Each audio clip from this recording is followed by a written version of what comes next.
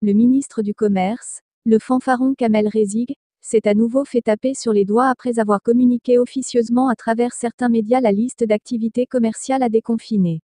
En effet, le très populiste ministre du Commerce a bel et bien tenu, mardi dernier, une réunion à huis clos au siège de son département à Alger lors de laquelle il avait énuméré une vingtaine d'activités commerciales qui reprendront dans les prochains jours. La réunion a été présentée comme une réponse à la demande pressante des commerçants et des transporteurs d'aller vers la reprise de leur activité.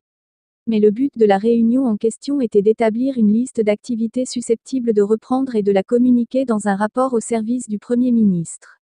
Autrement dit, cette réunion ne constituait nullement une séance d'examen des doléances exprimées ces derniers jours par les commerçants.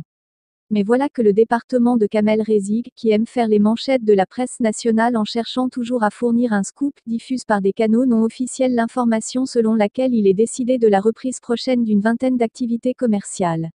Ce qui a provoqué la colère du Premier ministre qui a totalement désapprouvé cette façon de faire de son ministre du Commerce, qui n'est pas à son premier faux pas et qui ne semble pas s'astreindre à la discipline exigée par une telle mission au sein du gouvernement. Pour tenter de rattraper le coup et de se refaire une virginité, le ministre du Commerce fait un démenti.